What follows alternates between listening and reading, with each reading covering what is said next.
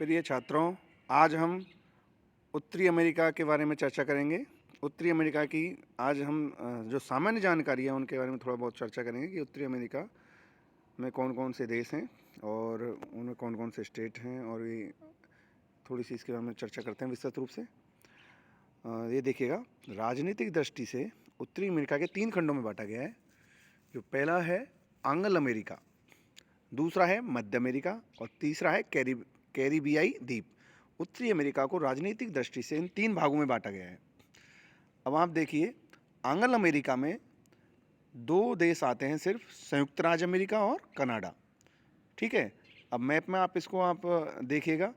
मैंने पहले ही कहा था कि मैप आपके सामने होना चाहिए, एटलस। संयुक्त राज्य अमेरिका और कनाडा, ये जो 2 देश हैं वो एंग्लो अमेरिका के नाम से जाने जाते हैं। और उसके बाद में मध्य अमेरिका में Mexico, Guatemala, Belize, Honduras, El Salvador, Nicaragua, Costa Rica, Panama, ये प्रमुख देश इसमें शामिल हैं मध्य अमेरिका में। ठीक है, तो ये मध्य अमेरिका भी ठीक समझ में आ गया, एंग्लो अमेरिका हो ही गया, संयुक्त राज्य और कनाडा।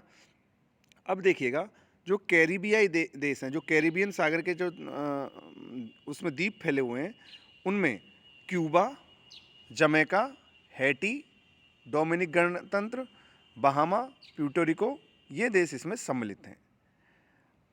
एंग्लो अमेरिका ब्रिटिश मूल से जुड़ा हुआ भाग है, जबकि मैक्सिको व मध्य अमेरिका प्रमुखतः स्पेनी और पुर्तगाल मूल के हैं। ठीक है, इसका मतलब क्या है कि जो संयुक्त राज्य अमेरिका और कनाडा है, वहाँ पे ब्रिटिश जो इंग्लैंड है, वहाँ से लोग इस एंग्लो अमेरिका में आके बसे, और जो मध्य अमेरिका और मैक्सिको वाला भाग है, वहाँ पे स्पेन और पुर्तगालीज बसे। तो ये इस तरीके से इसमें थोड़ा सा आपको सामान्य जानकारी इसमें दी गई है। इसके बाद में आप देखिएगा, कुछ जो स्थिति विस्तार के बारे में हम थोड़ा बहुत इसमें चर्चा करते हैं। तो इस महासागर के एटलस को ध्यान में रखते देखिएगा, इस महासागर के उत्तर में कौन सा सागर है? आर्कटिक सागर। दक्षिण में पनामा जलमंडल तक यह फैला हुआ है, और अलास्का से लेकर ग्रीनलैंड, फ्लोरिडा से लेकर मैक्सिको और कैरिबियन सागर में स्थित द्वीप उत्तरी अमेरिका में सम्मिलित किए जाते हैं, जिसके बारे में अपन चर्चा कर चुके हैं। अब उत्तरी अमेरिका महाद्वीप का 90% भूभाग पर संयुक्त राज्य अमेरिका, कनाडा और मैक्सिको का विस्तार है। ठीक है, ये 3 देश प्रमुख रूप से क्षेत्रफल की दृष्टि से सबसे प्रमुख हैं, और 90% भाग को ये 3 देश ही कवर करते हैं। जबकि जो 10% है क्षेत्रफल है, उसमें अपन ने जो बातें करी, मध्य अमेरिका के जो छोटे छोटे देश हैं और कैरिबियाई द्वीप हैं, ये सम्मिलित किए जाते हैं। इसके बाद में देखिए, उत्तरी अमेरिका का क्षेत्रफल 2,42,49,000 वर्ग किलोमीटर है, जो संपूर्ण स्थलखंड का 16.4% भूभाग पर फैला है। ठीक है, इसमें केवल एशिया और अफ्रीका महाद्वीप बड़े हैं। ठीक है, ये भी ठीक है। सबसे बड़ा महाद्वीप कौन सा है? एशिया। उसके बाद में अफ्रीका, फिर तीसरे नंबर पे आता है उत्तरी अमेरिका। ये ठीक है। अब आप देखिएगा, जो उत्तरी अमेरिका का अक्षांशीय देशांतरीय विस्तार है, वो 7 डिग्री उत्तर से 83 उत्तरी अक्षांशों तक इसका अक्षांशीय विस्तार है, और देशांतरीय विस्तार 20 डिग्री पश्चिम से 170 डिग्री पश्चिमी तक इसका विस्तार है, जो भी क्या है, पश्चिमी देशांतरों में ये स्थित है। अब इसके बाद में देखिएगा, इसकी सीमा पर उत्तर में तो आर्कटिक महासागर है। ठीक है, मैप में देखिए, इस सीमा के उत्तर में आर्कटिक महासागर है, पूरब में अटलांटिक महासागर, पूरब में इसके कौन सा महासागर है? अटलांटिक महासागर। पश्चिम में प्रशांत महासागर है। कनाडा तथा संयुक्त राज्य अमेरिका का पूर्व पश्चिमी विस्तार अटलांटिक महासागर और प्रशांत महासागर दोनों से इसके तटवर्ती क्षेत्र हैं। ठीक है, ये मैक्सिको के लिए भी लागू होती है यही बात, कि इनके तट उत्तरी अटलांटिक और प्रशांत महासागर दोनों साइड में है। ठीक है, अब ये देखिएगा, महाद्वीप का जो उत्तरी पश्चिमी भाग है, अब आप मैप में इसको अच्छी तरह देखिए, महाद्वीप का उत्तरी पश्चिमी भाग एशिया के उत्तरी पूर्वी छोर से मात्र कितना किलोमीटर दूर है? 96 किलोमीटर। आप उसमें मैप में देखिएगा, जो बेरिंग जलडमरू मध्य है, बेरिंग जल संधि है, इसे एशिया महाद्वीप से उत्तरी अमेरिका को अलग करती है। ठीक है, उधर तो हो गया पूर्वी एशिया, इधर हो गया अलास्का का भाग है। ये दोनों आपस में कितनी दूरी पर है? 96 किलोमीटर की दूरी बनाए हुए हैं। और इसके अलावा दक्षिण में पनामा जल संधि द्वारा यह दक्षिणी अमेरिका से मिला हुआ है। ठीक है, हालांकि पनामा देश के मध्य में होकर गुजरती है, लेकिन जो दक्षिणी भाग है इसको इस तरीके से इसको किया जाता है, दक्षिणी अमेरिका का भाग कौन सा है और उत्तरी अमेरिका कौन सा है। अब देखिएगा, ये कुछ जानकारियां हैं, लेकिन इसमें मैप आपका सबसे महत्वपूर्ण है। मैप लाइन पढ़ो इसमें और उसके बाद में उसको मैप पे अप्लाई करो, ये सबसे महत्वपूर्ण है। अगर आपको ये सीखना है तो आपको ये वर्ल्ड ज्योग्राफी सीखनी है, चाहे राजस्थान ज्योग्राफी हो, चाहे भारत का भूगोल हो। मैं काफ़ी बार कह चुका हूँ इस चीज़ को। तो इसमें आप एटलस को लेके बैठोगे साथ में, तो आपको ये आसानी से समझ में आ जाएगा। अब देखिएगा, जो उत्तरी अमेरिका है उसको, उस महाद्वीप को के मध्य में से एक देशांतर गुजरती है, वो है 100 डिग्री पश्चिमी देशांतर। यह इस महाद्वीप के मध्य में होकर गुजरती है, 100 डिग्री पश्चिमी देशांतर। महाद्वीप से अनेक प्रमुख अक्षांश रेखाएं गुजरती है।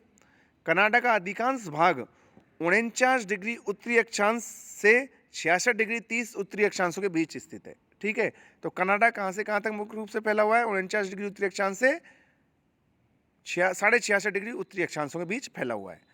और आर्टिक वृत्त के अंतर्गत, जो ये सर्कल है आर्टिक जो वृत्त का, जो इसको अक्षांश है 66.5 डिग्री का उत्तरी अक्षांश के अंतर्गत अलास्का और ग्रीनलैंड के प्रदेश स्थित हैं। ठीक है, इस पे कौन कौन से देश स्थित हैं? अलास्का और ग्रीनलैंड। आप इसको एटलस में देख सकते हैं, जो आर्टिक वृत्त है वो उसमें कौन कौन किधर किधर होकर ये गुजर रही है। और कर्क रेखा है, जो ये कर्क रेखा है, ये मैक्सिको की खाड़ी के लगभग मध्य में होकर गुजरती है। ठीक है, तो कर्क रेखा की लोकेशन पता चल गई कि मैक्सिको की खाड़ी के होके गुजर रही है। अब देखिएगा, उत्तरी अमेरिका महाद्वीप का बहुत छोटा भाग है, जैसे जलवायु की दृष्टि से अपन देखते हैं तो बहुत छोटा भाग है जो उष्णकटिबंधीय क्षेत्र में आता है, नहीं तो इसका अधिकांश भाग है जो ध्रुवीय क्षेत्र से प्रभावित है। और इसका एक विस्तृत, इस कारण यहाँ जो जलवायु पाई जाती है वो किस प्रकार की है? समशीतोष्ण कटिबंधीय जलवायु पाई जाती है। वह वनस्पति भी यहाँ पे इसी प्रकार की पाई जाती है। ठीक है, ये क्लियर हो गया। अब देखिए, जो इसको भौतिक आधारों पर उत्तरी अमेरिका उत्तर में आर्कटिक सागर, दक्षिण में पनामा जलडमरू मध्य तक फैला है, लेकिन इस महाद्वीप का राजनीतिक और सांस्कृतिक आधार पर भी सीमांकन किया जाता है। ठीक है, इनका सीमांकन किस आधार पर भी किया जा सकता है? राजनीतिक और सांस्कृतिक। भौगोलिक दृष्टि से तो कर दिया भौतिक आधार पर, अब राजनीतिक सांस्कृतिक दृष्टि से भी इसका सीमांकन किया जा सकता है। राजनीतिक आधार पर अगर देखा जाए तो ग्रीनलैंड को यूरोप में सम्मिलित किया जाता है। ठीक है, ग्रीनलैंड कहाँ आ रहा है तो उत्तरी अमेरिका की साइड की उधर, लेकिन ये सम्मिलित किस में किया जाता है? यूरोप में। इसी प्रकार ये डेनमार्क का भाग है ग्रीनलैंड। इसी प्रकार मैक्सिको तथा दक्षिणी अमेरिका के बीच स्थित देशों तथा कैरेबियन सागर के द्वीप समूह को मध्य अमेरिका में गिना जाता है। ठीक है, तो मध्य अमेरिका अलग हो गया, उत्तरी अमेरिका हो गया, दक्षिणी अमेरिका अलग हो गया। अतः उत्तरी अमेरिकी महाद्वीप के अध्ययन में मुख्यतः संयुक्त राज्य अमेरिका और कनाडा को ही सम्मिलित किया जाता है। तो ये थोड़ा सा इनको अलग अलग कर दिया कि भाई किस तरीके से किस चीज़ का अध्ययन किया जाता है, इनको किस में सम्मिलित किया जाता है।